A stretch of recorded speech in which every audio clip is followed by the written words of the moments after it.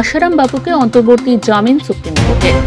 মঙ্গলবার আশারামকে অন্তর্বর্তী জামিন দিয়েছে সুপ্রিম কোর্ট। সম্প্রতি 17 দিনের প্যানেলে ছাড়া পেয়েছিলেন ধর্ষণে অভিযুক্ত ধর্মগুরু আশারাম বাপু। প্যারোলের মেয়াদ শেষে ফিরে এসেছিলেন রাজস্থানের যোধপুর জেলে, কিন্তু জেলে এক সপ্তাহও থাকতে হলো না। ফেরার 6 দিনের মাথাতেই শীর্ষ আদালতের নির্দেশে অন্তর্বর্তী জামিন পেয়ে গেলেন আশারাম। শারীরিক অসুস্থতার জন্য আগামী 31শে মার্চ পর্যন্ত জামিন পেয়েছেন আশারাম বাপু। তবে জেল থেকে বেরোলেও এখনই পরিজন ও অনুরাগীদের সঙ্গে দেখা করতে পারবেন না তিনি।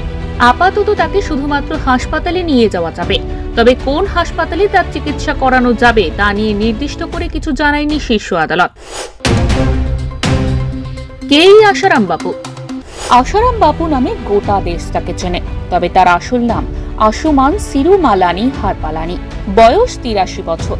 1941 সালে ব্রিটিশ ভারতের নবাবশাহ জেলার বেরানি গ্রামে জন্মগ্রহণ করেন, বর্তমানে যা পাকিস্তানের অংশ। তিনি জাতিতে সিন্ধি, স্ত্রীর নাম লক্ষ্মী দেবী। তাদের 2টি সন্তান রয়েছে, পুত্র নারায়ণ সাই এবং কন্যা ভারতী দেবী। মদ বিক্রেতা থেকে বাপু হয়ে উঠলেন কিভাবে? 15 বছর বয়সে প্রথম বাড়ি থেকে পালিয়ে যান আশারাম বাপু। এরপর বিয়ের 8 দিন আগে ফের বাড়ি থেকে পালিয়ে যান তিনি। গান্ধীধামের একটি আশ্রমে শিষ্য হিসাবে যোগ দেন। 1964 সালে নাম রাখা হয় আশারাম। তার ভক্তরা আশারামের নামের সঙ্গে বাপু জুড়ে দেন। সেই থেকে ভক্তদের কাছে আশারাম হয়ে ওঠেন আশারাম বাপু। সূত্রের খবর, ধর্মগুরু হিসাবে প্রতিষ্ঠার আগে মদ বিক্রি, চা ও চিনির ব্যবসা করে পেট চালাতেন আশারাম বাপু। যোধপুর ধর্ষণ মামলায় সাজা ও কারাদণ্ড। 2013 সালে আশারামের বিরুদ্ধে ধর্ষণের অভিযোগ তোলেন তারই আশ্রমের এক শিষ্যা। দিল্লি পুলিশের কাছে অভিযোগ দায়ের করা হয়। ডাক্তারি পরীক্ষায় যৌন নিপীড়নের প্রমাণ মেলে। 2013 সালের 1 সেপ্টেম্বর তার আশ্রম থেকে তাকে গ্রেফতার করে যোধপুর পুলিশ। আশারামের বিরুদ্ধে আইপিসি 342, 376, 506 ও 509 ধারায় মামলা হয়।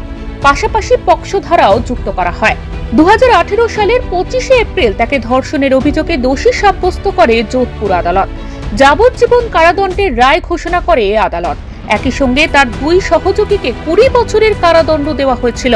দীর্ঘদিন আশ্রমের বদলে হাজতে কাটে আশারাম বাপুর জীবন।